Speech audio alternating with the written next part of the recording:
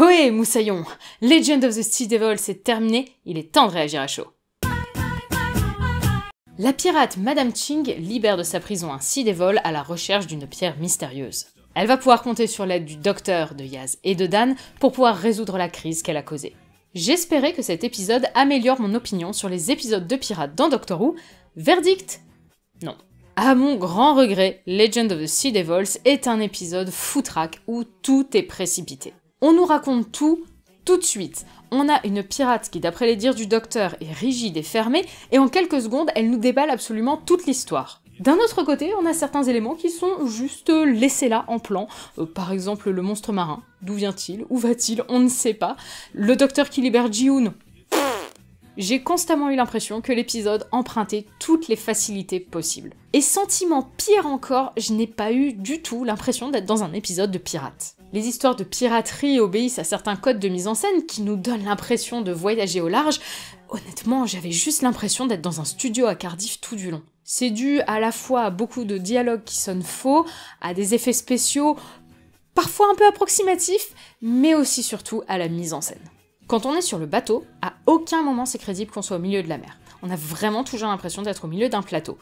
Et un autre truc qui me dérange beaucoup au niveau de la mise en scène, c'est le combat à l'épée. S'il y a un truc à réussir dans une histoire de pirates, c'est quand même les scènes d'abordage et de combat à l'épée.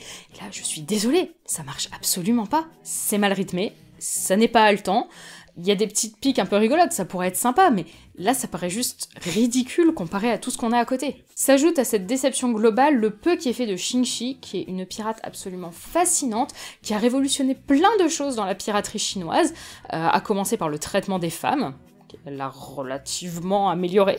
Et là, qu'est-ce qu'on a appris? Elle a 2 enfants. Est-ce que vous avez appris autre chose sur Xingxi? C'est quand même dommage d'aller inclure un personnage historique méconnu mais aussi intéressant et de rien en faire. Allez, on accordera quand même aux pirates, de même qu'à l'ensemble des personnages, leurs costumes absolument magnifiques. Les Sea Devils par exemple sont sublimes. Mais qu'est-ce qui les a réveillés en premier lieu? Pourquoi est-ce qu'ils sont pas allés réveiller d'autres colonies depuis le temps? Qu'est-ce qu'ils ont foutu pendant toutes ces années?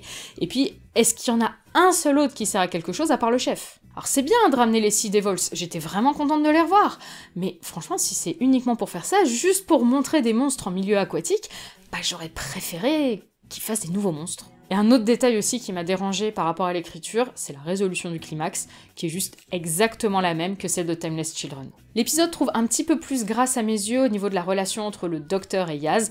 On va mettre de côté la scène poussive de Dan, qui est en train de forcer pour savoir ce que le docteur a pu dire à Yaz, vraiment celle-là elle est en trop. Si on prend vraiment les scènes entre le docteur et Yaz, là, j'ai trouvé que c'était une histoire douce amère, assez classique, mais émouvante. La scène sous-marine est à couper le souffle, et la dernière scène est très touchante, même si, franchement, les ricochets, c'était pas obligé. L'alchimie entre nos 2 héroïnes est convaincante, et d'autant plus savoureuse qu'on a inclus quelques petites références bien placées à River, ou alors le Geronimo. Par contre, il n'y avait pas besoin de le faire 2 fois, on avait compris la première fois. Mais il y a par contre un personnage tout de même pour lequel j'ai un petit peu de regret, et c'est Dan. Pour nous, Dan, il a laissé Diane derrière 2 épisodes avant. Alors c'est normal, il est là uniquement pour 9 épisodes, donc forcément tout va très vite. Mais je trouve que c'est assez dommage. Terminons par une note assez positive, la musique, qui est rythmée et entraînante, assez différente de ce qu'on pourrait attendre pour un épisode de Pirates, mais que j'ai trouvé pertinente. De manière générale, je pense que si je suis aussi déçue, c'est parce qu'on a que 3 épisodes cette année, et donc je m'attendais forcément à quelque chose d'un peu moins basique. Par contre, le Next Time pour l'épisode des 100 ans de la BBC, lui, pour le coup, il m'a vraiment scotché. Tous ces retours, tant d'arcs narratifs à conclure, voilà qui place la barre très haut pour ce dernier épisode de l'ère Whittaker. Je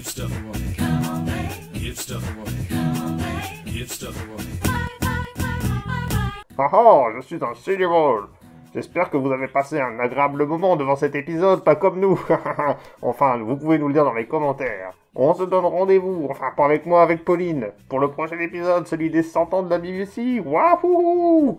En tout cas, moi, je vous laisse ici, j'ai bien fait d'acheter ce masque, Zoubi les Arby, et à la prochaine. Ah! Ouh!